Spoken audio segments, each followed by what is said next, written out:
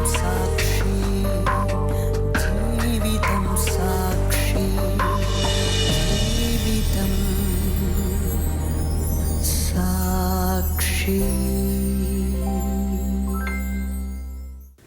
മാന്യ പ്രേക്ഷകർക്കും ജീവിതം സാക്ഷിയിലേക്ക് സ്വാഗതം.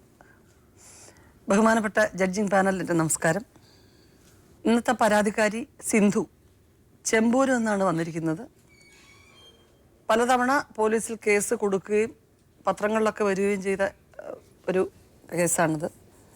ഭർത്താവ് ക്രൂരമായി പീഡിപ്പിക്കുന്നു, സ്ത്രീധന പീഡനം, ഗാർഹിക പീഡനം, അങ്ങനെ പലതരത്തിലും പല പ്രാവശ്യം പരാതി കൊടുത്ത് അവിടെ ഒന്നും ഫലം കാണാതെ വന്ന് ഇന്ന് ഈ വേദിയിൽ തൻ്റെ പരാതി അവതരിപ്പിക്കാനായിട്ട് എത്തിയിരിക്കുകയാണ്. സിന്ധുവിൻ്റെ ഭർത്താവും വന്നിട്ടുണ്ട്. നമുക്ക് ആദ്യം സിന്ധുവിനെ വിളിക്കാം. ആരൊക്കെയുണ്ട് സിന്ധു വീട്ടിൽ? സിന്ധുവിൻ്റെ വീട്ടിൽ അമ്മയും പപ്പയും 2 അനിയത്തിമാരും എൻ്റെ 2 മക്കളും. ഇപ്പോൾ നിങ്ങളെല്ലാം കൂടെ ഒരുമിച്ചാണ് വീട്ടിലാണ് താമസിക്കുന്നത്? ഒരുമിച്ചാണ് താമസിക്കുന്നത്. അനിയത്തിമാരുടെ കല്യാണം കഴിഞ്ഞതാണോ? ഒരാളിൻ്റെ കല്യാണം കഴിഞ്ഞു, ഒരാൾ ഡിഗ്രിക്ക് പഠിച്ചുകൊണ്ടിരിക്കുന്നു. അച്ഛനും അമ്മയ്ക്കും ജോലിയോ കാര്യങ്ങളോ? പപ്പ കൂലിപ്പണിക്ക് പോകുന്നുണ്ട്, അമ്മയ്ക്ക് പണിയൊന്നുമില്ല, വീട്ടിലാണ്, ഹൗസ് വൈഫ്. ഇല്ല. അപ്പം അപ്പൻ്റെ ഈ പിന്നെ വരുമാനം മാത്രമാണ് കുടുംബത്തിനാകപ്പാടുള്ളത്? അതെ. അനിയത്തി രണ്ടാമത് മറ്റേ അനിയത്തി കല്യാണം കഴിച്ച് വേറെയാണോ താമസിക്കുന്നത്? വേറെ താമസിക്കാം. ഇതുവരെ പഠിച്ചു സിന്ധു? ഞാൻ TTCക്ക് പോയി, +2 കഴിഞ്ഞ് TTCക്ക് പോയി ചേർന്നപ്പോഴായിരുന്നു കല്യാണം. തുടർന്ന് പഠിപ്പിക്കാന്ന് പറഞ്ഞാണ് കല്യാണം കഴിച്ചത്. പക്ഷെ കല്യാണം കഴിഞ്ഞ് പോയ ശേഷം പിന്നെ പഠിപ്പിച്ചില്ല. അത് ഭർത്താവിന് ഇഷ്ടമില്ലാത്തോണ്ടോ അവരുടെ വീട്ടുകാർക്ക് ഇഷ്ടമില്ലാത്തോണ്ടോ? മൊത്തത്തില് അവർക്കൊരു എതിർപ്പായിരുന്നു പഠിക്കുന്നില്ല. ഭാര്യ ജോലിക്ക് പോകുന്നതിൽ അദ്ദേഹത്തിന് വലിയ താല്പര്യമില്ല. അതുകൊണ്ടാണോ? ജോലിക്ക് വേണ്ടിയാണല്ലോ നമ്മൾ വീണ്ടും അങ്ങനെ പ്രത്യേക കോഴ്സ് ഒക്കെ പഠിക്കുന്നത്. പിന്നെ അമ്മ പറഞ്ഞു കല്യാണം നിന്റെ കാര്യം നോക്കാനാണ്, അല്ലാതെ പുറത്തു പോവാനല്ല. അപ്പോഴ് വീട്ടുകാര്യങ്ങൾ നോക്കി ഇവിടെ നിൽക്കട്ടെന്ന് പറഞ്ഞു. അവരത് അതേപോലെ അനുസരിച്ചു. അദ്ദേഹത്തിന്റെ അമ്മ പറഞ്ഞു. കുഞ്ഞുങ്ങൾക്ക് എത്ര വയസ്സായി ഇപ്പം? മോന് 5 വയസ്സായി, മോക്ക് 4 വയസ്സായി. സ്കൂളിൽ പോകുന്നുണ്ടോ? സ്കൂളിൽ പോകുന്നു. നിങ്ങളുടെ വീട്ടിനടുത്ത് നിങ്ങൾ ചേർത്താണോ? ഞാൻ ചേർത്തത്.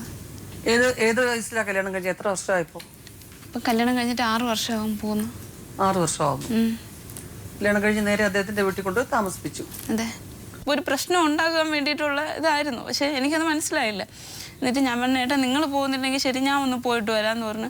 പോകാൻ വേണ്ടിയിട്ട് ഇങ്ങനെ ഇറങ്ങിയതും ഇയാൾ 2 കാലിൻ്റെ ഇടയിൽ കൂടെ കാലിട്ട് ഒരു ചവിട്ട്.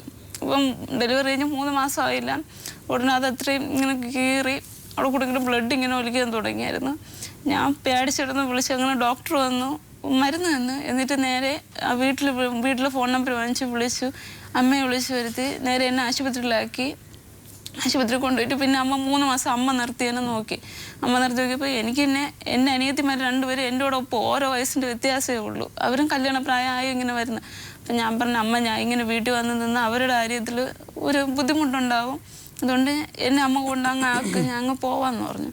അങ്ങനെ കൊണ്ടാക്കി ഇടയ്ക്ക് വീട്ടിൽ നിൽക്കുമ്പോൾ ഫോൺ ചെയ്യോ? അങ്ങനെയൊന്നുമില്ല. അവരുടെ അടുത്ത് നിന്ന് മാറിക്കഴിഞ്ഞാൽ പിന്നെ ഒന്നും അന്വേഷിക്കത്തില്ല. അവര് ഒരു കാര്യം എവിടെയാണെന്നോ അല്ലെങ്കിൽ എന്തെങ്കിലും കഴിച്ചതെന്നോ ഒന്നും വിളിച്ച് ചോദിക്കത്തില്ല. അവരടുത്തുണ്ടായിരിക്കുമ്പോൾ മാത്രം ഈ സംസാരിക്കുന്നത് മാത്രമേ ഉള്ളൂ. ഈ ചവിട്ടീനെ ഉപദ്രവിച്ചതിനൊക്കെ കേസോ പരാതിയോ എല്ലാം കൊടുത്തിട്ടുണ്ടോ? ഇപ്പോഴും ഞാൻ ഒന്നും കൊടുത്തില്ലായിരുന്നു. ഒന്നും കൊടുത്തില്ല. എന്നിട്ട് ഇതേപോലെ കൊണ്ടാക്കി അടുത്ത് പിറ്റേ മാസമായപ്പം 2ാമത്തെ കുറിച്ച് പ്രഗ്നൻ്റായി. പിന്നെ എനിക്കിനി ഇവളെ എന്ത് വന്നാലും വേണ്ട, വീട്ടുകാരെ വിളിച്ച് ഇവളെ അങ്ങ് ഏൽപ്പിച്ച് വിട്ടണയാണ് നല്ലതെന്ന് പറഞ്ഞു. അല്ല ഞാൻ ഇന്നെ നോക്കൂലെന്ന് പറഞ്ഞു. പിന്നെ അവിടെ നിന്ന് സ്റ്റേഷനിൽ പോകാൻ ആരാ പറഞ്ഞത്? നിങ്ങൾ പറഞ്ഞു സ്റ്റേഷനിൽ? ഇല്ല, അവരായിട്ട് കൊണ്ടങ്ങ് ആക്കിയത്. എന്നിട്ട് സ്റ്റേഷനിൽ നിന്ന് പപ്പയെ വിളിച്ചിട്ട് പറഞ്ഞു ഇതേപോലെ കൊണ്ടിങ്ങനെ വിട്ടിരിക്കുകയാണ്, വേണ്ടെന്നാണ് പറയണേ, നിങ്ങൾ വന്ന് കൂട്ടിക്കൊണ്ടുപോയി എന്ന്. അങ്ങനെ സ്റ്റേഷനിൽ ഈ കൊച്ചിന് അബോഷനാക്കാൻ പറ്റില്ല. അതിന്റെ ഒരു ദേഷ്യം കാരണമൊന്നും പ്രത്യേകിച്ചൊന്നും പറഞ്ഞില്ല. ഈ ദേഷ്യം അവർക്ക് അബോഷനാക്കാൻ പറ്റില്ല. ഞാൻ സമ്മതിക്കാത്തത് കാരണമാണ് അവർ അബോഷനാക്കാതെ എന്നാണ് അവർ പറഞ്ഞിങ്ങ് വന്നത്. എന്നിട്ട് ഇവിടെ സ്റ്റേഷനിൽ നിന്ന് പപ്പയെ റോഡിതാക്കി അവർ യോജിപ്പിച്ചങ്ങ് വിട്ടു. പപ്പയും അമ്മയും കൂടെ വന്ന് എന്നെ വിളിച്ചുകൊണ്ട് ഒരു 10 ദിവസം കഴിഞ്ഞപ്പോഴും പറഞ്ഞു ഇവരും വേറെ ഒന്ന് അയ്യപ്പ സുരേഷ് എന്ന് പറഞ്ഞ 2-3 അണ്ണന്മാരും കൂടെ വന്നു. ഞങ്ങളുടെ സ്ഥല സ്റ്റേഷൻ ആരെയും കൂടെ വന്ന് പറഞ്ഞു എൻ്റെ ഭാര്യ എൻ്റെ കൊച്ചിനെ എനിക്ക് വേണം, ഞാൻ എന്നെ പൊന്നുപോലെ നോക്കിക്കൊള്ളാമെന്ന് പറഞ്ഞു. വന്ന് വിളിച്ചുകൊണ്ട് പോയിട്ട് ഏതാണ്ട് കുറച്ച് ദിവസം ഏതാണ്ട് നന്നായിട്ട് നോക്കി ഞങ്ങളെ.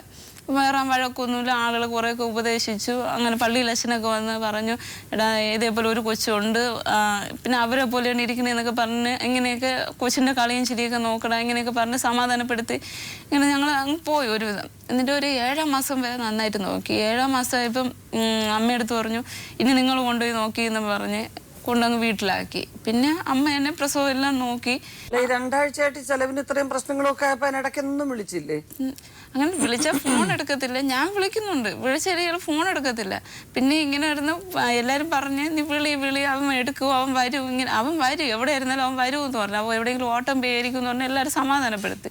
ഓട്ടം പേരിക്കും. പിന്നെ എനിക്കാണെങ്കിൽ ഓടി വീട്ടിൽ പോകാനും പറ്റില്ല. വേണ്ട ഇതേപോലെ അനിയത്തിമാർ രണ്ടുപേരും എൻ്റെ പ്രായമോളം എത്തിയിരിക്കുന്നവരാണ്. പിന്നെ ഇത്രയും ബുദ്ധിമുട്ടാണ് അയക്കുന്നത്. അപ്പം ഞാൻ വീട്ടിൽ പോയി നിൽക്കുമ്പോൾ എല്ലാവരും പറയും അവളോ അവനെ അടിച്ച് കളഞ്ഞിട്ട് വന്ന് നിൽക്കുന്ന, ഇങ്ങനെ ഒരു അഭിപ്രായം അവിടെ ഉണ്ടോ. അത് കാരണം ഞാൻ വീട്ടിൽ പോകാനും മടിച്ചു, ഇവിടെ തന്നെ നിൽക്കാമെന്ന് വെച്ചു.